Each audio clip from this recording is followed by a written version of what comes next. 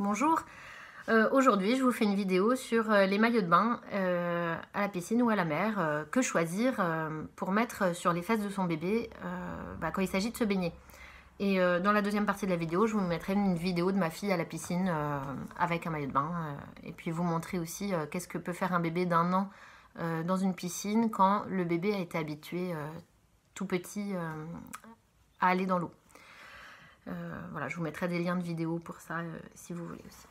Donc votre bébé à la piscine, la plupart des bébés en fait sont avec des couches jetables de bain. Donc en fait pas tellement d'intérêt avec les couches jetables de bain, puisque l'intérêt d'une couche jetable c'est qu'elle absorbe hyper bien et dès que votre bébé sera un peu dans l'eau, la couche va s'imbiber et s'alourdir de l'eau de la piscine et de l'eau de mer ou de l'eau de mer, et donc ça va être lourd et il n'y aura aucun intérêt absorbant. En fait, le seul intérêt d'un maillot de bain ou d'une couche quand on se baigne, c'est de retenir les sels en cas de sel. C'est ça qui peut contaminer, on va dire, une piscine et qui peut poser souci.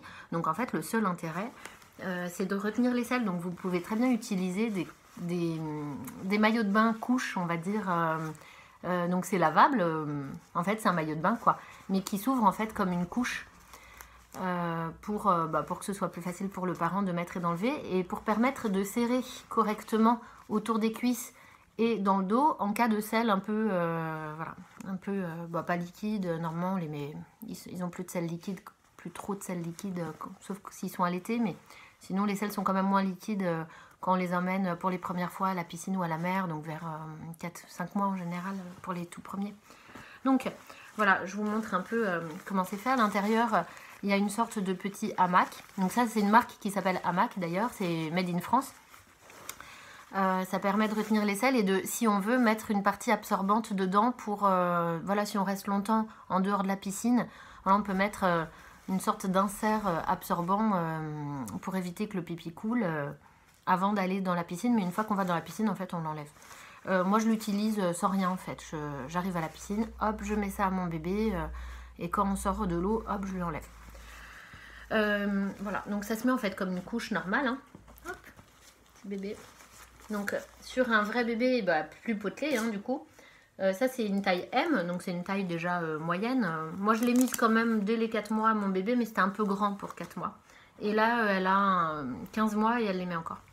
Donc là sur un vrai bébé avec des cuisses plus potelées, ce sera bien serré au niveau des cuisses et du dos. C'est quand même assez élastique. Donc ce qui permet d'éviter l'inconfort. En fait, les bébés sont hyper à l'aise dedans. Et puis, vous n'avez pas la lourdeur de la couche imbibée d'eau. Voilà. J'espère que cette vidéo vous sera utile pour faire des choix. Et peut-être vous poser la question de l'utilité d'acheter des couches jetables. Déjà, 1, c'est cher. 2, ça ne se réutilise pas. Et 3, aucun intérêt supplémentaire. Donc voilà, je vous encourage à éviter au moins ces couches jetables là, ce sera déjà formidable. Et puis si vous savez pas quoi offrir à des gens qui vont avoir un bébé, en fait c'est un super cadeau à faire. Les gens n'ont pratiquement jamais chez eux d'office, sauf ceux qui connaissent déjà, mais voilà, c'est un beau cadeau à faire aussi sinon. Je vous laisse avec la vidéo de ma fille à la piscine, voilà, pour vous inspirer peut-être un petit peu.